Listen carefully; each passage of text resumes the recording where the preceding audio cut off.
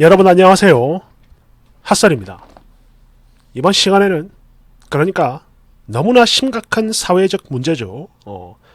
그지같은 금쪽이 부모들 그 이야기 한번 해보려고 가지고 왔습니다. 일단 보죠. 제목: 그지같은 금쪽이 엄마들 때문에 결국엔 어린이집을 때려치웠어요. 근데 내가 그냥은 못 가고 야, 너 이거 꼭 봐라. 원제: 어린이집을 그만둔 이유 3가지. 제목 그대로 저는 어린이집을 때려친 여자입니다. 그리고 그 이유는 크게 3가지인데요. 대충 아래와 같아요. 첫 번째, 업무로부터 해방되는 퇴근과 휴일이 없습니다. 입학부터 시작해가지고 그 이후로도 마찬가지. 정말 몇 번이고 연락 가능한 시간을 따로 공지했음에도 불구하고 밤 9시 혹은 10시가 넘어서 카톡으로 선생님, 내일 촬영 시간 좀 변경하고 싶은데 이거 보시면 연락 주세요. 이러고 또 주말이면 페이스톡으로 전화를 겁니다. 그리고는 우리 꽁꽁이가 선생님 너무 보고 싶대서 전화했어요. 이런 연락 한두 번도 아니고 너무나 빈번해요. 엄청나죠. 그래도 후자의 경우 제가 거절하면 그만이지만 물론 다양한 보복을 당합니다. 이걸 했다가는. 전자 같은 경우엔 아예 안 받을 수가 없어요.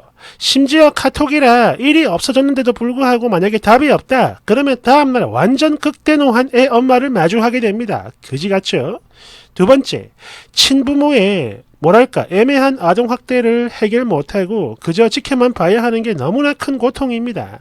참고로 여기서 말하는 아동학대는 반드시 꼭 물리적인 폭행만 해당되는 게 아니죠. 예를 들어서 39도 고열인 아이를 등원시키는 애 엄마한테 어머, 꽁꽁이 어머님, 이 상태로 절대 등원 안 돼요. 애 큰일 나니까 얼른 병원에 데려가세요. 이러면은 말은 알겠다라고 해놓고 병원에 안 데리고 가요. 그리고 역시는 역시죠. 이 아이는 일과 내내 구토하고 설사하고 난리가 납니다. 그래서 너무 무서우니까 부모한테 연락을 하면 그냥 단순히 체한 거라서 괜찮다며 제 말을 싸그리 무시해요. 아니, 지가 의사야?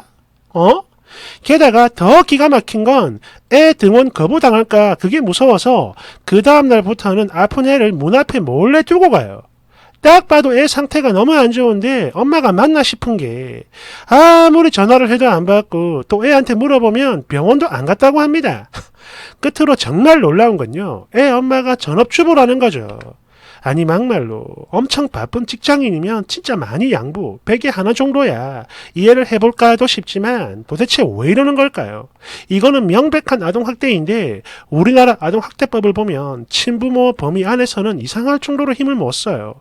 그래서 너무 화가 나고 인류애가 사라지는 걸 느낍니다. 세 번째, 비정상 아동의 비율이 점점 늘어나요. 너무나 가슴 아픈 일이지만 그래도 현실적으로 봤을 때 우리나라 교육시설 종사자들 그 대부분이 이와 비슷한 상황을 인지하고 있다고 봅니다. 그러니까 금쪽이 같은 방송에 나오는 아이들 그런 유형이 어쩌다 가끔씩 있는 드문 게 아니고 너무나 흔하게 있으며 또 그렇게 된 지 이미 많은 시간이 흘렀다는 거. 분명 장애아는 아닌데 그렇다고 정상아도 아니에요. 5살 아이가 친구의 놀잇감을 왜 뺏으면 안 되는지 그걸 진짜 단 1도 전혀 아예 이해를 하지 못합니다. 또 6살인 아이가 밥을 먹기 싫다며 밥 시간에 비명을 지르고 그도 모자라 식판을 패대기 쳐가지고 엎어버려요. 말 그대로 발작을 하는 거죠. 또 어떤 7세 아이는 운동화를 혼자 못 신겠다며 밖에 나갈 때마다 현관에 우두커니 서서 울어버립니다. 끈이 있는 것도 아닌데. 그리고 여기서 제일 큰 문제는 아이뿐만 아니라 이 아이들의 부모도 비슷한 인지 수준이라는 거죠. 그 상황에서 아이의 마음은 알아주지도 않고 또 아이의 부모에게 전화를 해서 가정지도를 부탁하는 교사를 원망합니다. 이렇듯 비정상 아동과 비정상 부모의 기행 때문에 다른 정상 아동과 교사들이 피해를 보는 게 오늘날의 현실이죠. 아침에 등원을 시키며 세수와 양치를 부탁하는 부모도 있고 또 CCTV를 보고 싶다며 열람하더니 본인 아이 말고 타 아동들의 발달 수준을 평가, 비난하는 부모도 있고요. 또 교사의 SNS를 염탐, 사생활을 가지고 토론하는 부모들. 아니 솔직히 말이 좋아서 토론이지 어떻게든 비난 여론을 형성하려고 발악을 합니다. 또 아이들이 다투면 이유는 알아볼 생각도 안 하고 오직 본인 아이만 피해자, 타 아동과 교사를 동시에 가해자로 몰아버리는 부모도 너무 많습니다. 기관 내는 물론 밖에서도 만나기만 하면 갑질을 하는 부모도 있었죠.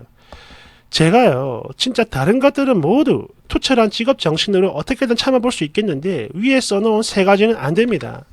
스트레스가 크게 달해서 나중엔 심각한 원형 탈모까지 왔으며 제 정신이 피폐, 영혼과 정신이 피폐, 황폐, 무너지는 기분이 들어서 결국엔 관뒀어요. 정상 아동들에게 너무나 미안하지만 나도 살아야겠고 또 그 아이들도 마찬가지 그런 사회 구성원으로 채워진 사회를 살아가는 방식을 비록 잔인한 말이긴 하지만 지금 본인들 스스로 배워야 한다라고 봐요.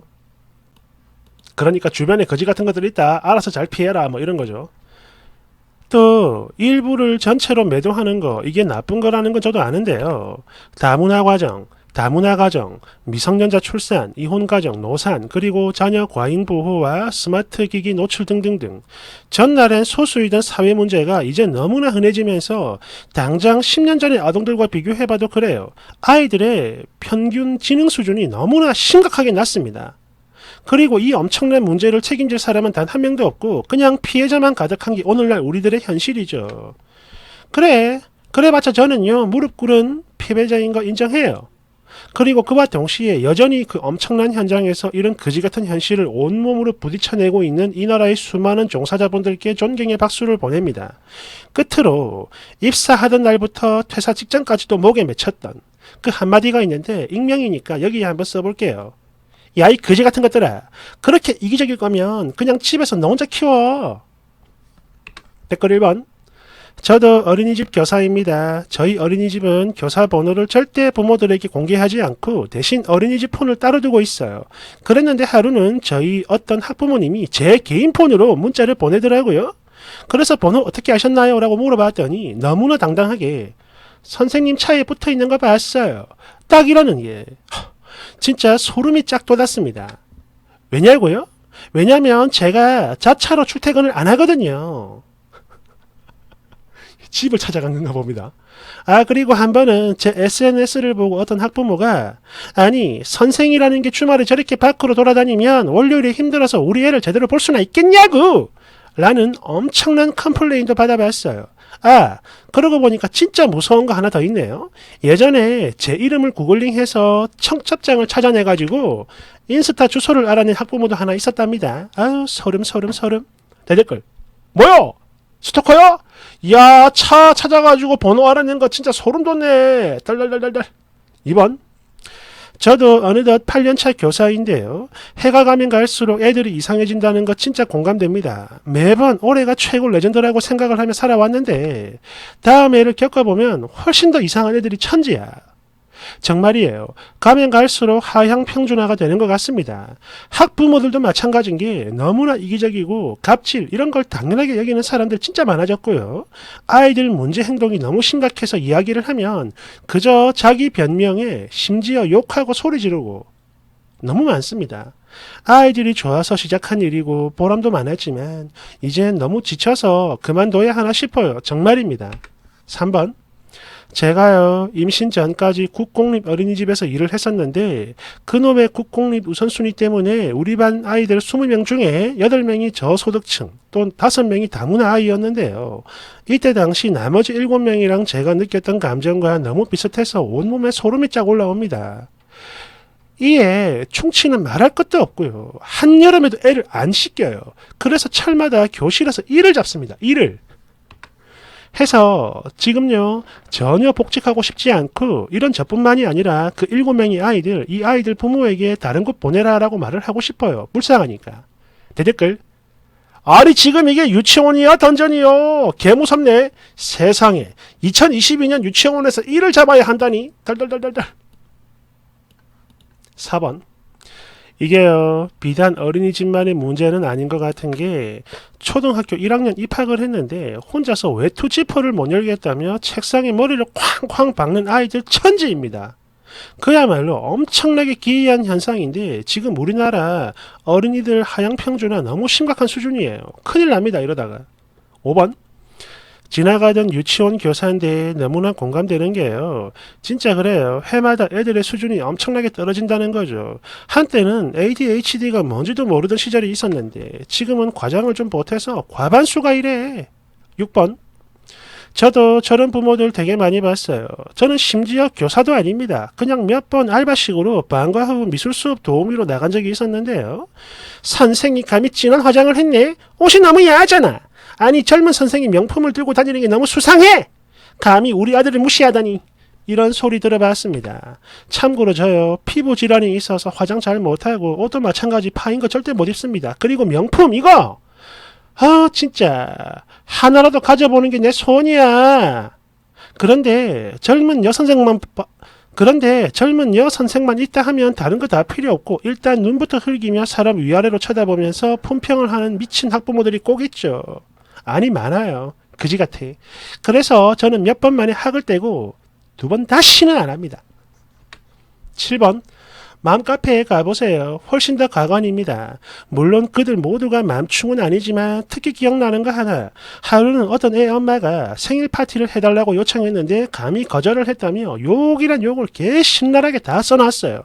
그런데 알고 보니까 애가 초등학교 5학년이야. 헐.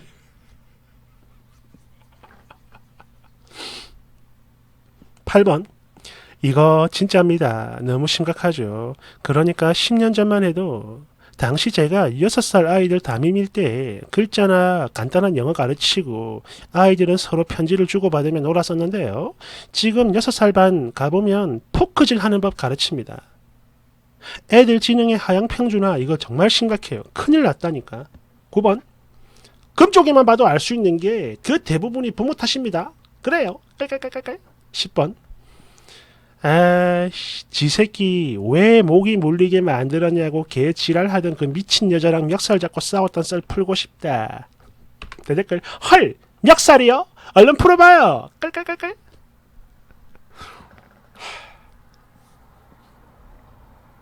그렇죠.